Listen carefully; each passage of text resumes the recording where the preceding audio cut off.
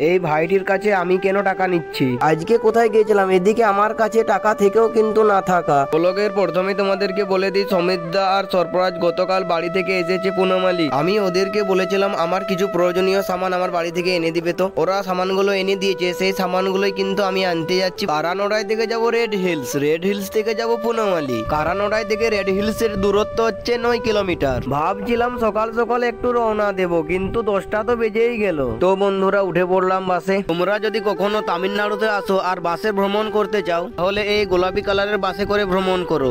এই বাসগুলোতে ভাড়া কম নেই। কারানোড়াই থেকে রেড হিলস যেতে ভাড়া নিল 10 টাকা। রেড হিলস বাস স্ট্যান্ডে চলে এসেছি। রেড হিলস বাস স্ট্যান্ডে তো চলে এসেছি, কিন্তু একটা প্রবলেমে পড়ে গেছি বন্ধুরা। হয়েছে কি বন্ধুরা, রেড হিলস আসার সময় বাসের ভাড়াটা ভাবলাম আমি অনলাইনে পে করব, কিন্তু আমাকে কন্ডাক্টর বলছে অনলি ক্যাশ ছাড়া নেব না। আর আমার কাছে ক্যাশ টাকা ছিল 40 টাকা। 40 টাকা থেকে আবার 10 টাকা ভাড়া দিয়ে দিয়েছি অলরেডি। এখন তো আমার কাছে আছে 30 টাকা।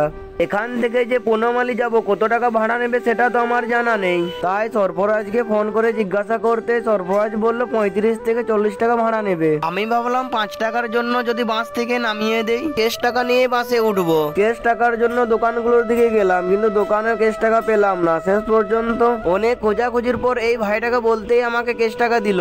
থ্যাংক ইউ আন্না। আমি ভাইটাকে অনলাইনে পেমেন্ট করে দিলাম। অনেক খোঁজাখুঁজির পর ক্যাশ টাকা পেলাম। এদিকে 62 নাম্বার বাসও পেয়ে গেছি, এটা যাবে পুনমালি, তাই উঠে পড়লাম। বন্ধুরা আমি কিন্তু অনেক টেনশনে পড়ে গেছিলাম, আজকে একা ট্রাভেল করছি। আবার রেড হিলস থেকে পুনমালি যেতে ভাড়া নিল 35 টাকা। এদিকে তো মেঘলা ওয়েদার, আজকে সকাল থেকেই তো বৃষ্টি হচ্ছে। তো ফাইনালি বন্ধুরা অনেকদিন পর পুনমালি চলে এসেছি, আর এটা হলো পুনমালি জম্মা মসজিদ। আজকে কিন্তু বন্ধুরা আমি অনেক খুশি, আমার গ্রামের ছেলেদের সাথে দেখা হবে। তোমরা হয়তো আগে মিনি ব্লগে দেখেছো, আমি এই পুনমালিতে 1 থেকে 1.5 মাস ছিলাম। আমি এখানে থেকে কেএসি কোম্পানিতে কাজ করেছি, এখন আমি আছি এলএনটি কোম্পানিতে। এই যে পৌঁছে গিয়েছি রুমে। বন্ধুরা মন থেকে বলছি এই জায়গাটাকে আমি অনেক মিস করি। এখানে আর কোনোদিন আসতে পারবো কি জানি না। এখানকার কিছু স্মৃতি আমার কাছে রয়ে যাবে। আর দেখো আমার জন্য সরফরাজ মিষ্টি এনেছে, বেঙ্গলের মিষ্টি, খেতে খুব টেস্টি।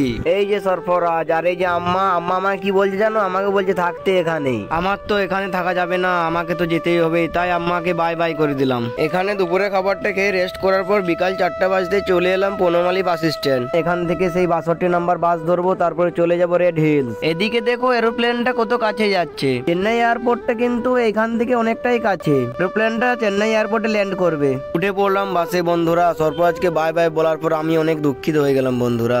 ভালো লাগছিল না বন্ধুরা, কি বলবে, কিন্তু যেতেই তো হবে, কিছু করার নেই। এদিকে দেখো কত সুন্দর প্রাকৃতিক দৃশ্য, তাল গাছগুলো সারিবদ্ধ ভাবে দাঁড়িয়ে আছে।